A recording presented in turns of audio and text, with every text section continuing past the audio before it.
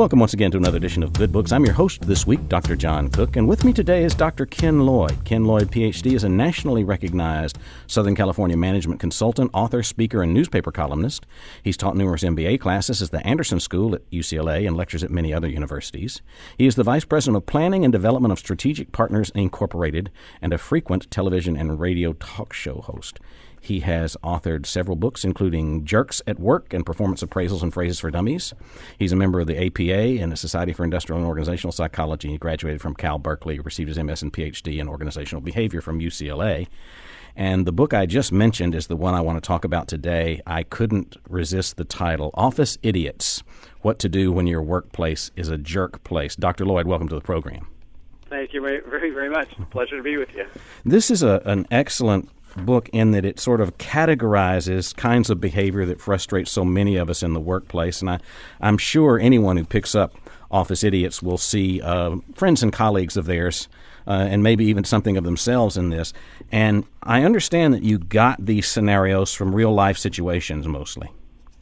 Right. They're based primarily on letters that readers of my column have submitted, whether online or through the various newspapers that it runs in.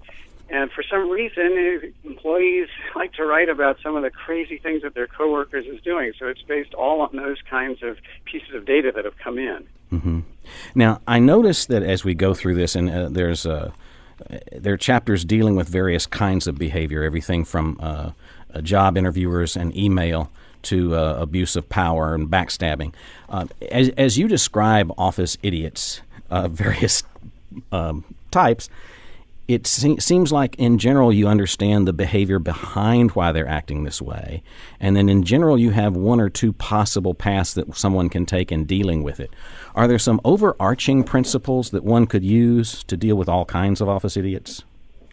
I think probably the biggest overarching principle is to recognize that if you don't take some action to deal with them, if you basically put up with it, tolerate it, let it to go on, number one, you're rewarding it.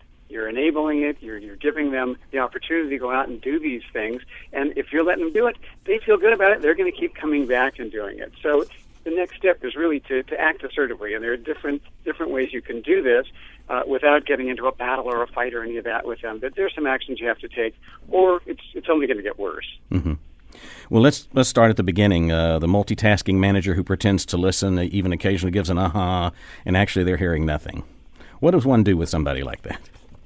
Yeah, and that's such a common one because they're out there, they're on their computer, they're texting, they've got the Bluetooth going, and they're pretending that they're going through a discussion with you, which, just as you said, it's not absorbing, it's not going in at all.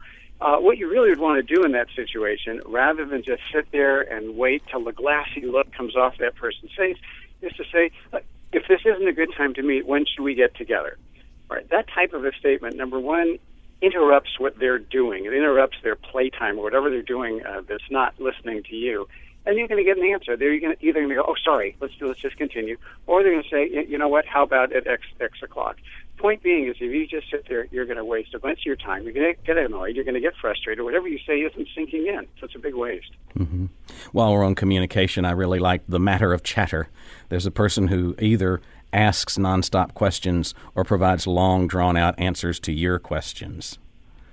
Yeah, and they're out there. There's a whole cadre, this army of nonstop talkers, and they will go on and on about whatever they want. And frankly, let them go, and you're kind of enabling it. You're reinforcing that type of behavior. Again, don't have to be mean or rude or difficult with them. Just simply, particularly with a nonstop talker, give either a sign or jump right in and interrupt them. They're used to being interrupted. This happens all their lives. These are people who have not just started talking since they're working with you. And just give them a statement to say, I'm really busy right now. Maybe we can talk a little bit later.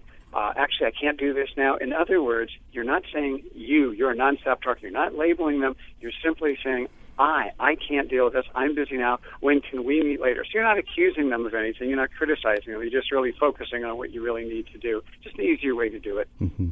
And one more from the miscommunication chapter, because as I was reading this, I realized I work with someone who's at least 5 kinds of idiot that I'm aware of. So he's multi-talented. But the biggest thing is the gossip. They thrive on information, disinformation, and misinformation, and then distributing it to all interested and uninterested parties. And I guess that we all face that. It seems like a favorite pastime of people at work. Right. And it's a pastime. It's a waste of time. And these are people who thrive on any kind of information they can get. Hopefully it's a little spicy or it's got a little edge to it, and they don't care if it's true or not. And that's just a giant disruption. And if the gossip shows up in your territory and you engage, you start saying, "Oh yeah, tell me more." Or if you provide information, which is what they're looking for, and they want to spill gossip to you, and they want to pick your brain for a tidbit, accurate or not. If you participate, you're actually reinforcing, you're rewarding the very behavior you're trying to eliminate. So you really can't engage with these gossips. And if you do, you're just going to end up being caught up right in the whole circle of it. It's not a good place to be. It's a big waste of your time. Mm-hmm. The 2 things that were frustrating in the description of that, and the one that follows, too, about the office spy, is that when they're declaring their information, they say absolutely that what they're saying is the truth. And then the office spy is a twisted version of the gossip, doing some things that basically gathering information for ambush later, I guess. Yeah, and anyone, especially a manager who says, "Hey, look, I need your help. You're one of my really better employees. Can you just kind of keep an eye out for what's going on in the department and let me know what's going on?" And doesn't that sound nice and business-like? That's terrible. It's totally undermining your relationship with your coworkers. It's undermining teamwork and cooperation. It's undermining trust. It's a terrible thing for a manager to do. Guess what? If a manager wants to know what's going on with his or her employees, meet with them, get out there, engage in what's called managing by wandering around. Get out on the floors, talk to people, instead of trying to do this whole secret thing of, "I'm going to have you go out and tell me what's going on so I can deal with it." That's what a horrible position for a manager to put an employee in. It's ridiculous. Indeed. And speaking of managers and their power, you talk a lot about the bully. People who introduce and inflame conflict. And there are bosses in particular. I think a lot of people have suffered under the boss who's domineering, but either because they jump to conclusions or they just are abrupt all the time with folks, even insulting. What is there? Unfortunately, I'm sorry, go ahead. No, what is there to do when your manager is using his or her power in a way that really is abusive? Yeah, I was just going to say, fortunately out there today, people recognize bullying for what it is. And, some managers mistakenly think, "I'm just being a firm and strong and decisive manager." And of course, nothing could be further from the truth. Firm and decisive managers still act in a productive and respectful way. They're not berating, abusing, degrading, insulting, and even in some cases, not only verbally dominating, but physically dominating their employees. A lot of employees now are really aware of this. They're aware of what bullying is, and they know action has to be taken, and there are a number of ways to do it. But if you continue to be a doormat, even if it's for your boss, he or she's going to continue to walk all over you. So the point is, you want to be assertive. You want to say something about it. If it's not right in that exact venue, do it as soon as possible afterwards. And don't say to the bully, "You did this, you did that," or "You're a bully." Just say, "I was really uncomfortable when this occurred." Just stop talking and let them come out. If you need, go and deal with this person with 2 or 3 associates, people that have observed it, or go to human resources. Go to a more senior manager. Don't allow yourself to be bullied. Office bullies are complete office idiots, and their behaviors really come down to the fact that they're pretty weak people.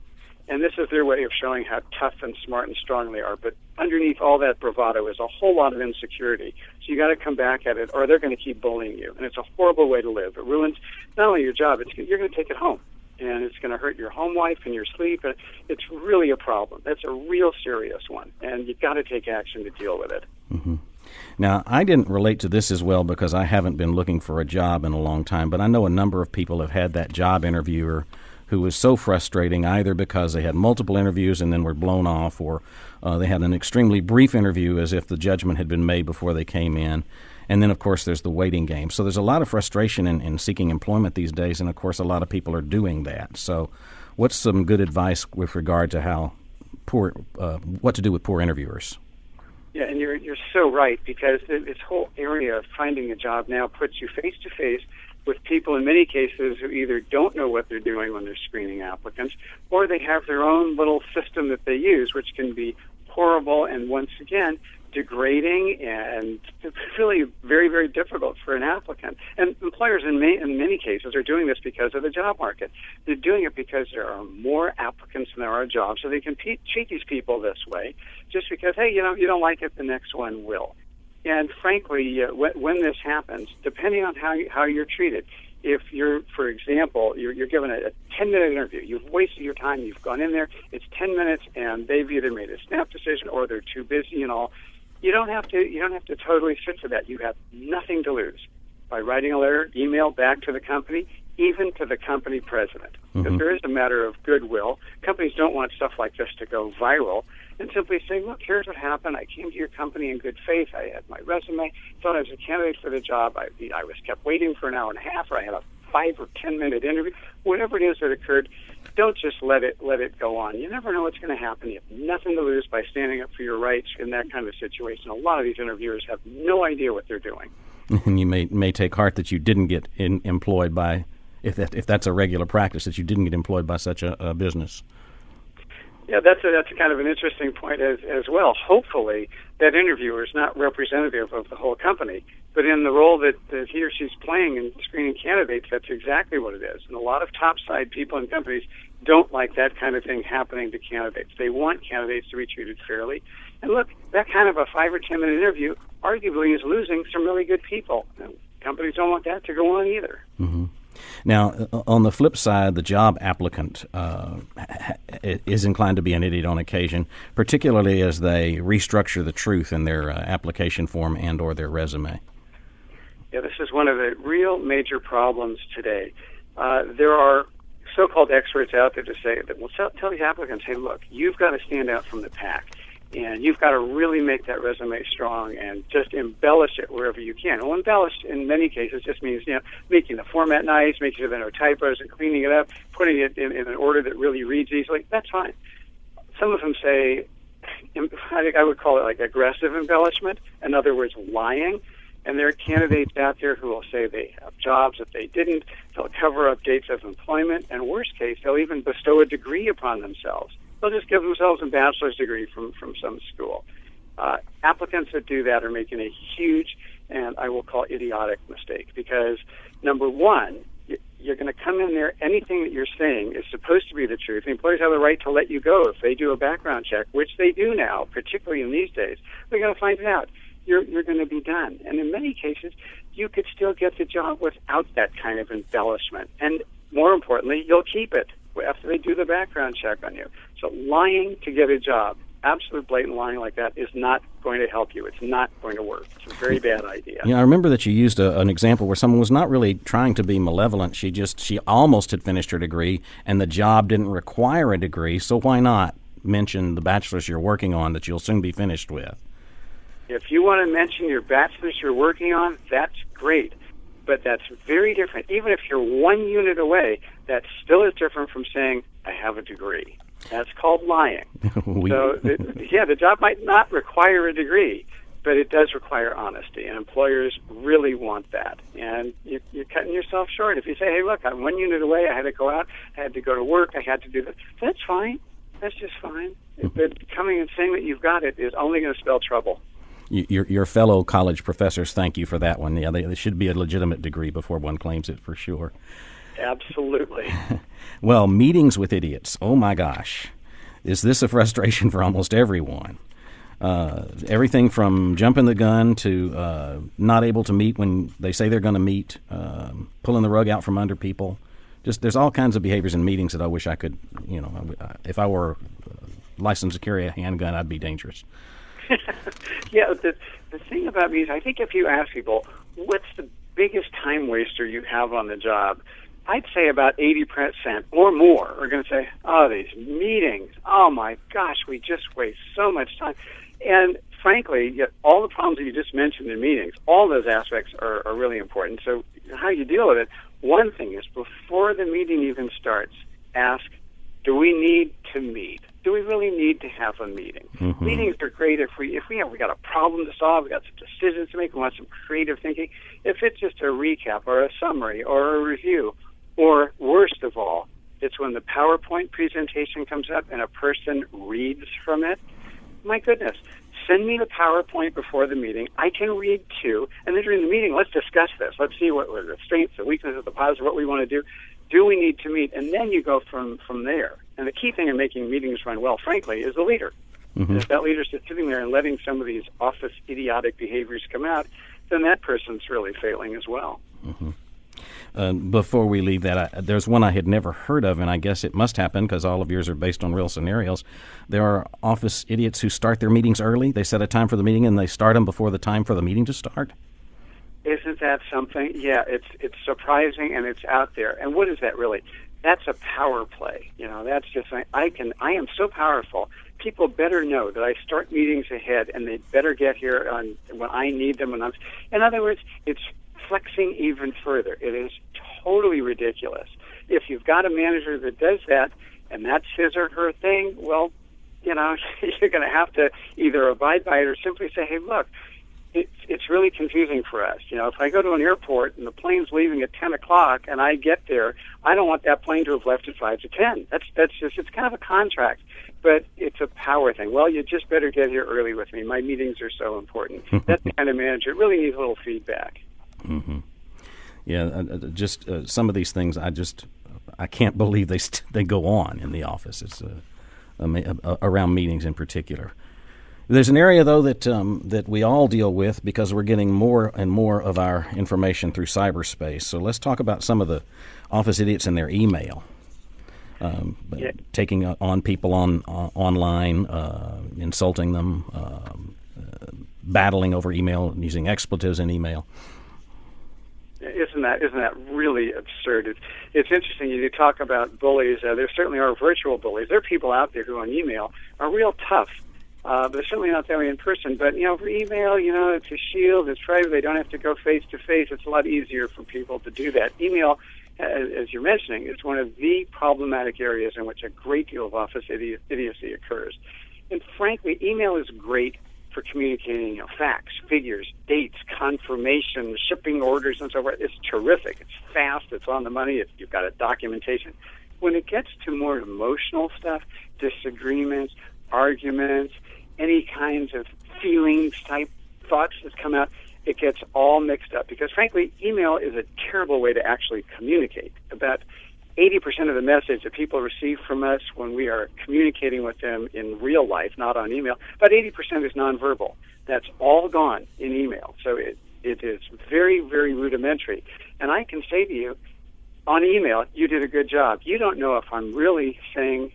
You don't know if I'm saying you did a great job, a fair job. Listen to my voice. If I say, you did a good job, or if I say, you did a good job, email misses that. And that's just tone. We're not even face-to-face. Email is so basic. It's so funny. Just the other day, there was one that I had seen. I got in the letter on this thing. The person sent an email and said, I resent the information that you sent to me. Well, the person who received the email read resent and read it as resent. I resent the email. So there you go. It's prime territory for communication breakdown. So when it's going that way, the key thing is either pick up the phone or pick up your feet and go deal with the person in a more direct way. Mm-hmm. A couple more that I want to touch on because email is such a big deal. One is the blind copy, which is something I'm real cautious about. Occasionally I feel someone needs to be in the loop, and not everybody needs to know they're in the loop. But you mentioned the very big risk that if they might jump into the conversation at some point when they're being blind copied on an exchange. That is one of the most common things that occur. That blind copy, you do exactly what you said. Be extremely careful. I mean, I really recommend people don't do it. If you want someone in, pull them in, because in too many cases, all of a sudden that BCC person jumps in, and now you've got a problem. How come you BCC'd him? Why are you going so secretly? What are you trying to cover? And all that nonsense. It just isn't worth it. If you want the person to know about it, you can brief the person separately, do it offline, do it in a separate email, because that BCC in so many cases ends up not being B anymore. It turns into a CC. Someone just feels, I got to jump in on this thing. And that's a lot of the ways that people send email. They just write it and hit send. They're not even looking so carefully if it's going to one person or everyone, if they were BCC'd. So that is a real problem. If you're going to do it, be really careful. Mm-hmm. You might even want to pick up the phone and say, hey, I'm BCCing you on this thing, but please don't jump into it. But to me, if you got to work that secretly, maybe there's some other issues that really need to be addressed. I'm sure there are, in those cases. The other one that is a favorite of mine, because I've often gotten some 4-page emails, is TMI. Oh, my gosh. Yeah, isn't that awful? It goes on and on and on. You get dragged into it, and you got to scroll down. Sometimes they're just arguments, and that is, as I mentioned earlier, that's absolutely ridiculous. Otherwise, it's just too much data. It's the old Mark Twain had a quote, and it's such a good one. He essentially said, I apologize for writing such a long letter. I didn't have time to write a short one. And you think about that, and it really makes a lot of sense. So people just do a giant data dump. That's a terrible way to email. And for all of us, if we want to avoid being office idiots, before we hit send, really take a look at the thing. Can you make it briefer? Can you focus on it? Can you tighten it up? Is it important? Is this the best way to send it? There are a lot of questions to ask before just responding and then hitting send and it's on its way. All that does is generate a whole lot of, as you say, TMI, too much information. Well, let's turn to managers. You cited a quotation, so I'm going to Scott Adams, who writes the Dilbert comic strip, once said, "My material is about bad management, and I'll never run out of examples." And the managers who mask their idiocy in something they heard at a management seminar in particular are the kind that just throw out some term like "we need more teamwork." And then that becomes their mantra as opposed to thinking things through on a case-by-case basis. Absolutely. It's almost as if they're true believers and they hook onto something, and now it applies to everything. As you said, whether it's teamwork, there are others who will go to a seminar and they hear about the importance of thanking employees and giving them recognition. So it's just in that latter case, what they'll do is they're just constantly, oh, great job, thanks, thanks for showing up, thanks for sitting down, thanks for walking here, and it becomes meaningless. I mean, positive verbal feedback is a great motivator, but too much of it becomes about as motivational as the background noise of an air conditioner. And the same thing for teamwork. Teamwork is great. We want to reinforce it. We want to develop it. We want to build it. But frankly, some projects aren't really meant for a team. Individuals, in some cases, can do the project just as well. Then we're wasting the time of other people that are being put on it. So as managers, you really want to kind of use what's called situational management. Let's take a look at the project, the individuals who would need to be involved. Let's look at the expertise, the time constraints, the resources, all of those factors, and not just, hey, this is great for teams. I mean, employees get a little sick of that, too. Mm-hmm. Yeah, you mentioned situational management. I think one of the points you highlight is that there simply isn't one best way to manage people. No, that's absolutely right. And if managers have that one style, I'm a firm, strong, and direct manager, this is how we get things done. In some cases, it's going to work. But in other cases, it's going to be totally inappropriate. It's going to waste your time, frustrate the employees. I mean, if we're in a crisis mode, God forbid, you're the captain of the Titanic, we've hit the iceberg. Hey, let's have a few meetings now. Let's sit down. Let's discuss this. Let's break into small groups. You got to be firm, direct, strong, and make some real decisions. On the other hand, if we're talking about a longer-term project where the resources aren't as heavily demanding, or the time constraints are a little less, there are all sorts of things we can do. We can delegate it. We can monitor it. We can assign it to individuals or groups. And when you do that, it's really reinforcing and rewarding and developmental for the employees as well. We've got to vary our style as managers. That's really the best way to deal with the kinds of issues and problems we face on the job. Speaking of styles that don't work, one of them you mentioned is instant criticism. The boss who seems to criticize everything, even when he hasn't seen the work that's been done. He just automatically goes to no. Yeah, there's some out there that's I kind of call it the know-it-all, and using no as N-O, no matter what it is. And obviously these are horribly demotivational managers, and what they're really doing is flexing once again, their control and their insecurity. No one can do this job as well as I can. I know it all. So they end up micromanaging. They end up trying to have everything done their way. And what happens is they end up with a bunch of dissatisfied employees who are certainly not very productive and typically are looking for a better opportunity. I mean, one of the real reasons, even in this economy, my employees change jobs is a matter of their supervision. How are they being treated by their managers? That type of thing is a great way to get employees to exit. Mm-hmm. And a close cousin of the know-it-all is the one who crushes creativity, who says leave well enough alone, not interested in new ideas. Yeah, I mean, it's so important, particularly in these days. The companies that really are cutting edge try to foster and reinforce creative thinking, innovation.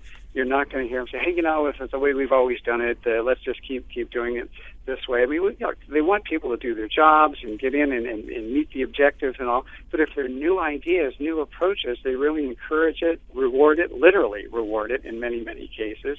And that helps keep the organization sharp and fresh. Their companies or employees can come into the president and say, hey, look, I was working on this project. Here's something really interesting. Or certainly be able to go to their manager with that. And the manager's not going to say, get out of here, go do your job.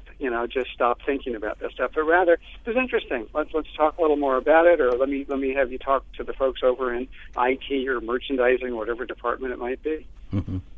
I only have a few minutes left, but I want to make sure I touch on two more topics for sure. One of them is the power tripper, especially those who have to have the last word.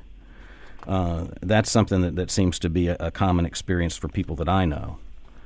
Yeah, we all know when we're dealing with one of those, and in some ways, and sometimes if that's their thing, no matter what it is, it's some deep-seated personality trait, provided that it's not destructive and all to you, that's fine. The other way to go is, if you're going to deal with these people, make sure you have the facts, the actual data, because in many cases, that desire to have the last word will trump their own desire to tell the truth or really know what they're talking about. They just have to have that final word.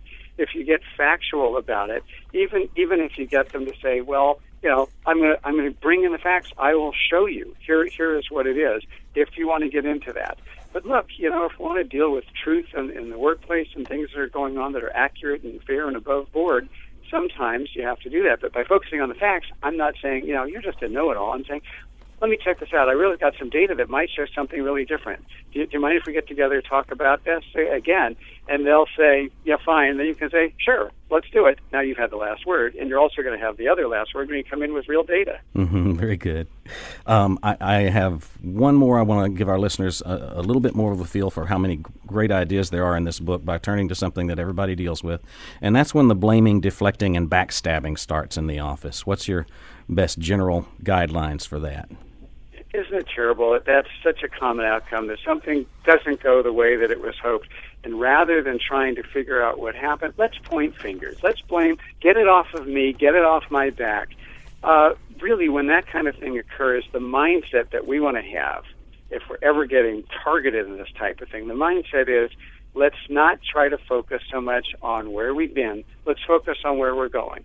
And as managers, as supervisors, we don't want to try to see if we can go out and blame employees, but rather to say, okay, here's what happened. Let's figure out how we can prevent this. What are some tools and strategies and steps that we can take so that down the road we're not going to have this occur again? We should really be far less interested in, who's to blame for this, and let's figure out how to avoid it. And if your manager is trying to point the blame at you, you'd really try to come back with the same kind of thought. Help me, if the manager says this to you, help me figure out how we can work together to prevent this from occurring in the future. So you really want to focus down the road instead of on this blaming business. Mm-hmm. And I do like the fact that throughout you mentioned the use of we language and trying to get people on the same page with you to support you as opposed to putting the flying fickle finger of blame in your face like that. No, absolutely.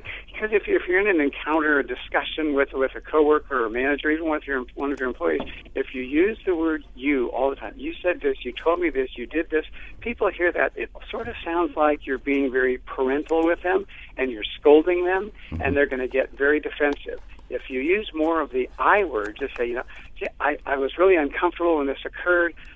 I found this, and suddenly you're giving them facts. You're dealing with you. You're not attacking them. Underneath that is a far more collaborative approach. You're much more likely to get into a real decent two-way communication and dialogue with them.